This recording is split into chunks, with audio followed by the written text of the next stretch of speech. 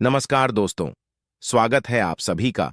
आज की इस खास जानकारी में हम आपको बताएंगे कि नवरात्रि के दुर्गा अष्टमी दिन कौन सा ऐसा उपाय है जिसे आपको अवश्य करना चाहिए ताकि माता रानी की कृपा आपके ऊपर बनी रहे। इसके साथ ही हम आपको विसर्जन की विधि के बारे में विस्तार से जानकारी देंगे ताकि आप सही तरीके से इस महत्वपूर्ण अनुष्ठान को पूरा कर सकें। अगर आप सच्चे भक्त हैं और माता रानी की कृपा प्राप्त करना चाहते हैं, उससे पहले इस चैनल को सब्सक्राइब कर लें और इस वीडियो को ध्यान से देखें और सीखें कि कौन कौन से जरूरी कदम उठाने हैं।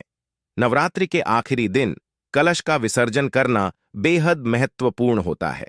जैसा कि हम जानते हैं, नवरात्रि के पहले दिन घट स्थापना की जाती है और इस कलश की 9 दिनों तक पूजा होती है। यह कलश देवी दुर्गा का प्रतीक होता है और इसे बहुत पवित्र माना जाता है। 9 दिनों की पूजा के बाद नवरात्रि के दुर्गा अष्टमी दिन इसका विसर्जन किया जाता है और यह प्रक्रिया सही मुहूर्त और विधि के अनुसार होनी चाहिए, अन्यथा छोटी सी गलती भी देवी को नाराज कर सकती है। कलश विसर्जन की सही विधि जानने के लिए सबसे पहले आपको यह समझना होगा कि इसके साथ जुड़े प्रत्येक कदम का क्या महत्व है। नवरात्रि के समाप्त होने पर मां दुर्गा और कलश की पूजा विधिवत रूप से करें। इसके बाद मूर्ति और कलश का विसर्जन किया जाता है। विसर्जन सही विधि से ही करना चाहिए ताकि 9 दिनों की पूजा और व्रत का पूरा फल प्राप्त हो सके। सबसे पहले ओम क्लीन चामुंडा विक्षेप करते हुए कलश के ऊपर रखे नारियल को धीरे धीरे उठाएं। इस नारियल को लाल चुनरी में बांधकर अपनी माता, पत्नी, बहन या बेटी को दें। इसके बाद कलश के पानी को आम के पत्तों से पूरे घर में छिड़क। यह जल बहुत पवित्र माना जाता है और इसे पूरे घर में छिड़कने से सुख, समृद्धि और सकारात्मक ऊर्जा का संचार होता है। ध्यान रखें कि यह जल बाथरूम या शौचालय के आसपास नहीं छिड़कना चाहिए, क्योंकि यह स्थान अपवित्र माना जाता है। इसके बाद बचे हुए जल को तुलसी के पौधे या किसी पेड़ के पास डाल दें। ऐसा करने से मां दुर्गा की कृपा बनी रहती है। कलश में रखे सिक्के को निकालकर उसे अपनी तिजोरी या पर्स में रख लें। यह सिक्का धन, धान्य और समृद्धि का प्रतीक होता है और इसे रखने से आपके जीवन में आर्थिक उन्नति होती है। साथ ही कलश में बोए गए जवाहर को भी आप घर के बाहर किसी पवित्र स्थान जैसे कि मंदिर के पास या किसी पेड़ के नीचे रख दें। यह भी अत्यंत शुभ माना जाता है। जवारे बहुत पवित्र होते हैं और इसे आप अपनी तिजोरी या पर्स में भी रख सकते हैं। ऐसा करने से मां दुर्गा की कृपा सदैव आपके ऊपर बनी रहती है और आपके जीवन में समृद्धि और शांति का वास होता है। शास्त्रों के अनुसार कलश स्थापना जितनी महत्वपूर्ण होती है, उतनी ही महत्वपूर्ण कलश का विसर्जन भी होता है। इसलिए इस प्रक्रिया को पूरे विधि विधान के साथ करना आवश्यक है ताकि मां दुर्गा प्रसन्न हो और घर में सुख, शांति और समृद्धि का वरदान दें। नवरात्रि के दुर्गा अष्टमी दिन हवन और कन्या पूजन करना भी अति आवश्यक माना जाता है। अष्टमी या नवमी के दिन हवन के बाद कन्याओं को भोजन कराना चाहिए और अपनी क्षमता अनुसार उन्हें उपहार भेंट करना चाहिए। कन्याओं में से एक को देवी भगवती के 9 रूपों का प्रतीक मानकर विशेष पूजन करें। इसके बाद मां भगवती से क्षमा याचना करें कि यदि किसी भी पूजा या मंत्र में कोई कमी रह गई हो तो उसे माफ करें और अपने परिवार पर आशीर्वाद बनाए रखें। कलश विसर्जन करते समय एक विशेष मंत्र का जाप करें या देवी सर्वभूतेषु शांति रूपेण संस्थिता नमस्तस्ये नमस्तस्ये। यह मंत्र देवी की कृपा को स्थिर रखने में मदद करता है और कलश विसर्जन की प्रक्रिया को संपन्न करता है। इसके बाद कलश को धीरे से उठाएं और उसमें रखे जल को पूरे घर में छिड़क हुए माता अन्नपूर्णा और लक्ष्मी की कृपा का ध्यान करें। अंत में कलश में रखे सिक्के को उठाकर अपने माथे से लगाएं और तिजोरी या पर्स में रखें। इसके अलावा कलावा जो कलश पर बंधा होता है, उसे खोलकर अपने हाथ में बांध लें। यह रक्षा कवच कहलाता है और इसे बांधते समय देवी के किसी भी मंत्र का उच्चारण करें। यह सूत्र घर के सभी सदस्य पहन सकते हैं, जिससे देवी की कृपा और सुरक्षा परिवार के सभी लोगों पर बनी रहती है। इस तरह नवरात्रि व्रत का समापन होता है। जब आप इस प्रक्रिया को सही तरीके से पूरा करते हैं तो मां दुर्गा प्रसन्न होकर आपके जीवन में सुख, शांति, समृद्धि, वृद्धि और धन की वर्षा करती है। इसलिए नवरात्रि के दुर्गा अष्टमी दिन की पूजा और कलश विसर्जन को सही विधि से करने का विशेष ध्यान रखें, ताकि माता रानी का आशीर्वाद हमेशा आपके जीवन में बना रहे। अष्टमी और नवमी से व्रत का पारायण करने वाले इस विधि से कलश विसर्जन करेंगे तो उनको लाभ प्राप्त होगा। बता दें कि अष्टमी या नवमी तिथि को व्रत पारायण करने वालों अखंड ज्योति को विजयदशमी के पूजन तक प्रज्वलित रखना चाहिए, क्योंकि धार्मिक मान्यताओं के अनुसार विजयदशमी को भगवान राम ने अपराजिता देवी का पूजन किया था। माताएं बहनों, अभी तक आपने कमेंट बॉक्स में जय माता रानी ना लिखा हो तो जरूर ही लिख दीजिए, क्योंकि आपको ऐसा लिखने से माता रानी आपसे बहुत ही जल्दी प्रसन्न हो जाती हैं और आपको मनोवांछित फल प्रदान करती है। मित्रों, आप इस वीडियो को पूरा ही देखें, आधा अधूरा छोड़कर ना जाएं। विशेष पर्वों के दौरान सुबह शाम होने वाली पूजा में दीपक जलाने की खास परंपरा है। शारदीय नवरात्रि देवी भगवती की पूजा आराधना के लिए सबसे उत्तम समय माना जाता है। नवरात्रि के दौरान मां दुर्गा की कृपा प्राप्त करने के लिए पहले दिन कलश स्थापना और अखंड ज्योति प्रज्वलित की जाती है। इस अखंड ज्योति को जलाने का विशेष महत्व है, जो पूरे 9 दिनों तक लगातार जलती रहती है। इसे बुझने नहीं दिया जाता, क्योंकि इसे शुभ न ही माना जाता है। अखंड दीपक जलाने से मान्यता है कि मां दुर्गा अपने भक्तों की सभी मनोकामनाएं पूरी करती हैं और परिवार में सुख शांति बनी रहती है। नवरात्रि के दौरान इस अखंड ज्योति को प्रज्वलित करने के नियम भी काफी महत्वपूर्ण माने जाते हैं।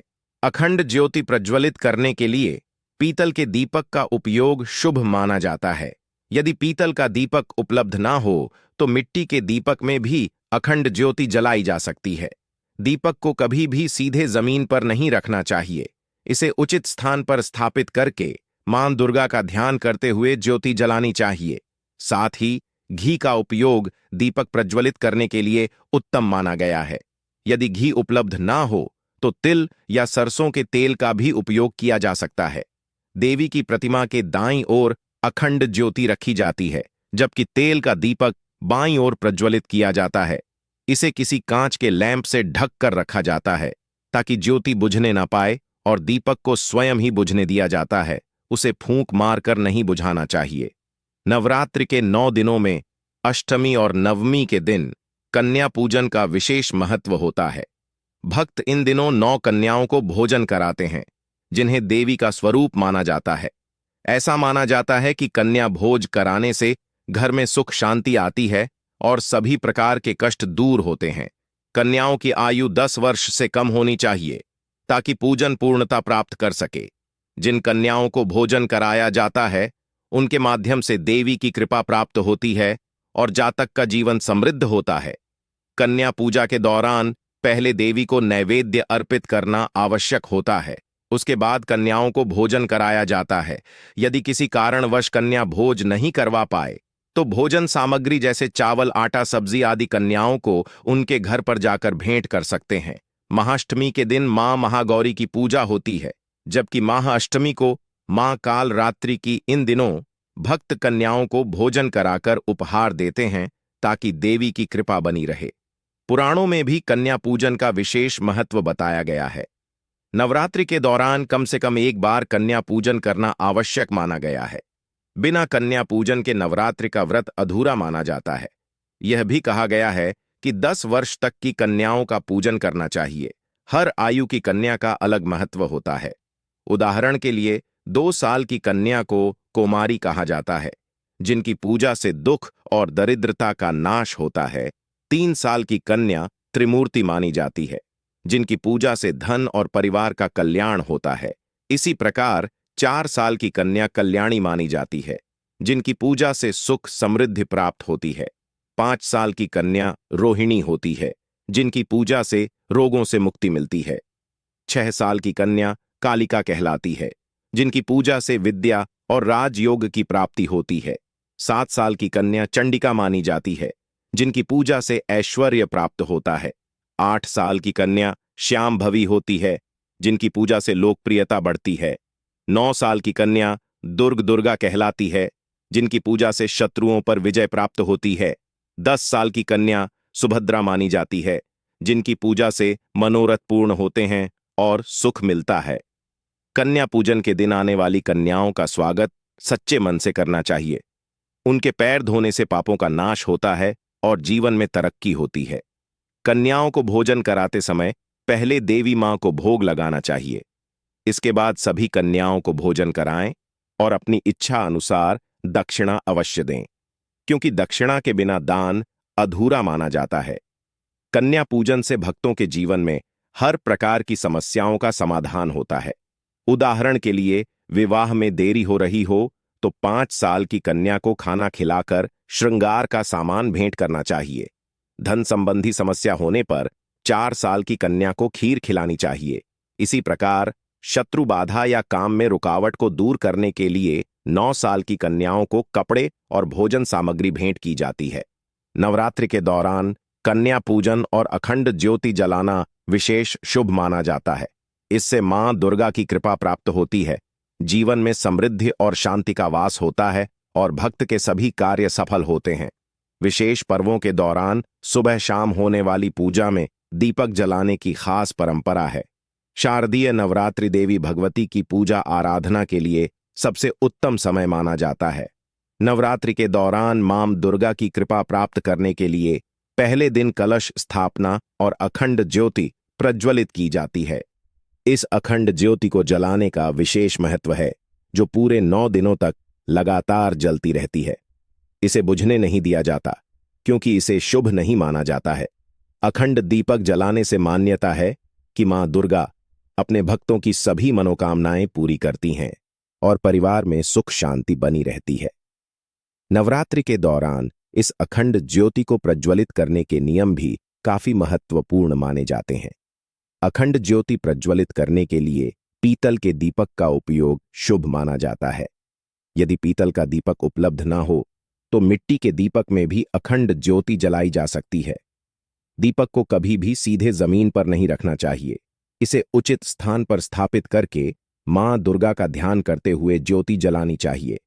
साथ ही घी का उपयोग दीपक प्रज्वलित करने के लिए उत्तम माना गया है। यदि घी उपलब्ध ना हो तो तिल या सरसों के तेल का भी उपयोग किया जा सकता है।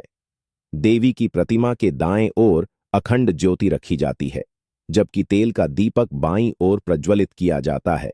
इसे किसी कांच के लैंप से ढक कर रखा जाता है ताकि ज्योति बुझने ना पाए, और दीपक को स्वयं ही बुझने दिया जाता है। उसे फूंक मारकर नहीं बुझाना चाहिए।